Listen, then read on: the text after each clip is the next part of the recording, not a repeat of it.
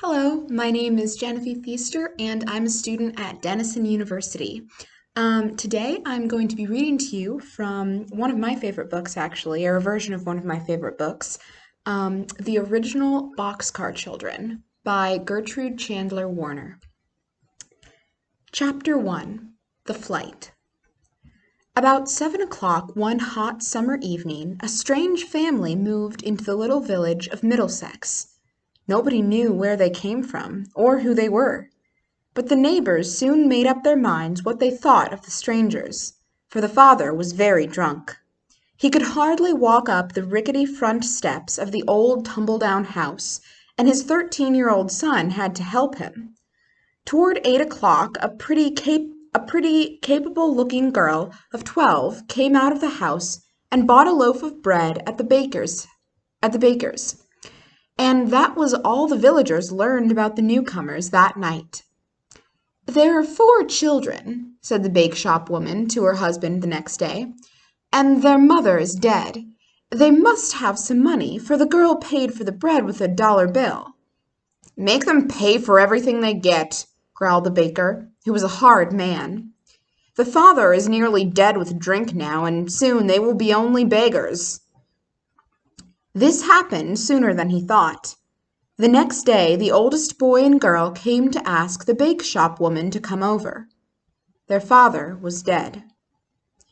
She went over willingly enough, for someone had to go, but it was clear that she did not expect to be bothered with 4 strange children, with the bakery on her hands and 2 children of her own. "Haven't you any other folks?" she asked the children.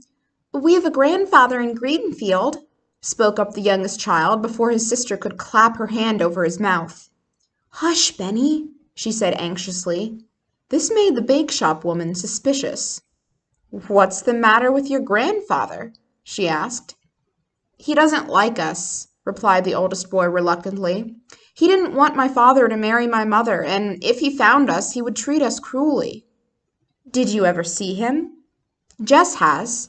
Once she saw him." "Well, did he treat you cruelly?" asked the woman, turning upon Jess. "Oh, he didn't see me," replied Jess. "He was just passing through where we used to live, and my father pointed him out to me." "Where did you used to live?" went on the questioner. But none of the children could be made to tell. "We will get along all right, won't we, Henry?" declared Jess. "Indeed we will," said Henry. "I will stay in the house with you tonight," said the woman at last, "and tomorrow we will see what can be done." The 4 children went to bed in the kitchen and gave the visitor the only other bed in the house. They knew that she did not at once go to bed, but sat by the window in the dark. Suddenly they heard her talking to her husband through the open window. "They must go to their grandfather, that's certain," Jessie heard her say. "Of course," agreed her husband. "Tomorrow we will make them tell us what his name is." Soon after that, Jess and Henry heard her snoring heavily.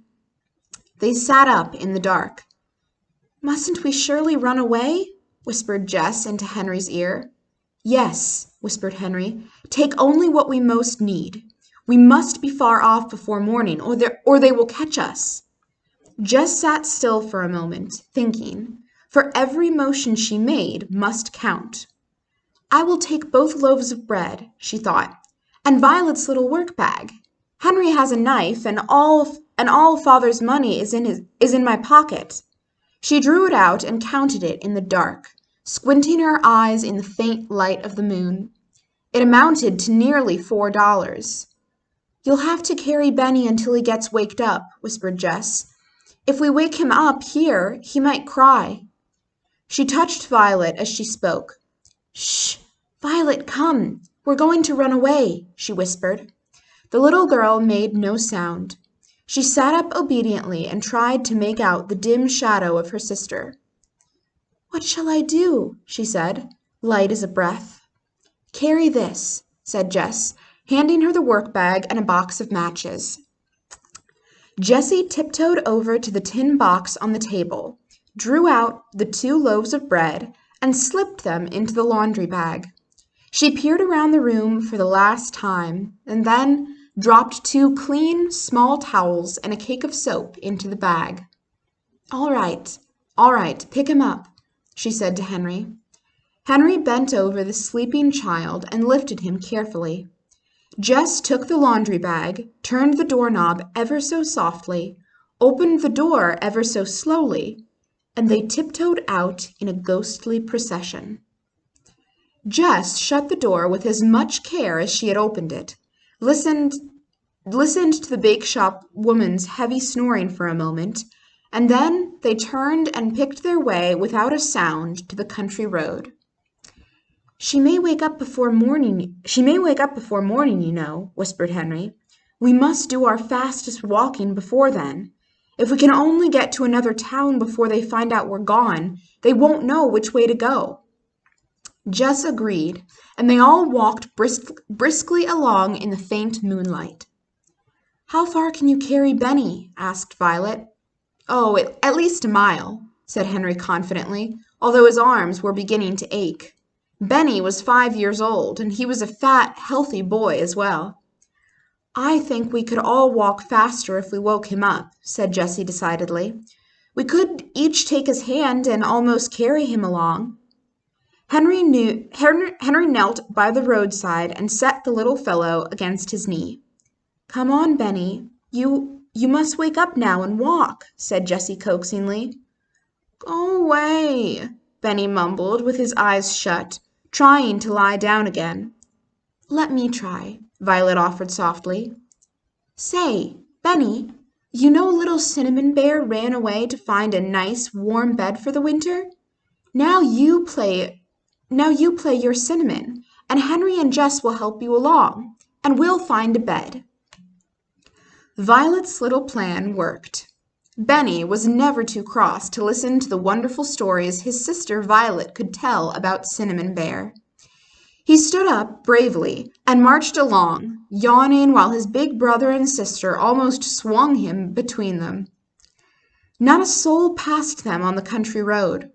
All the houses they saw were dark and still. And when the first faint streaks of morning light showed in the sky, all 4 children were almost staggering with sleep.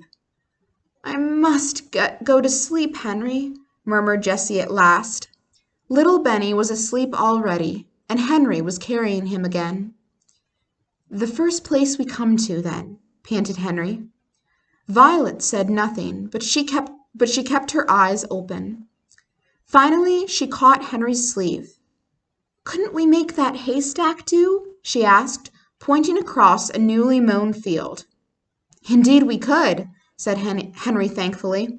"What a big, enormous one it is! I was too sleepy to see, I guess. And see how far away from the farmhouse and barn it is, too," echoed Jess. The sight gave them new courage. They climbed over 2 stone walls, got across a brook somehow with the heavy child, and arrived at the haystack. Henry laid his brother down and stretched his aching arms, while Jess began to burrow into the haystack. Violet, after a moment of watching her, did the same. "Here's his nest," said Jess sleepily, taking her head out of the deep, round hole she had made.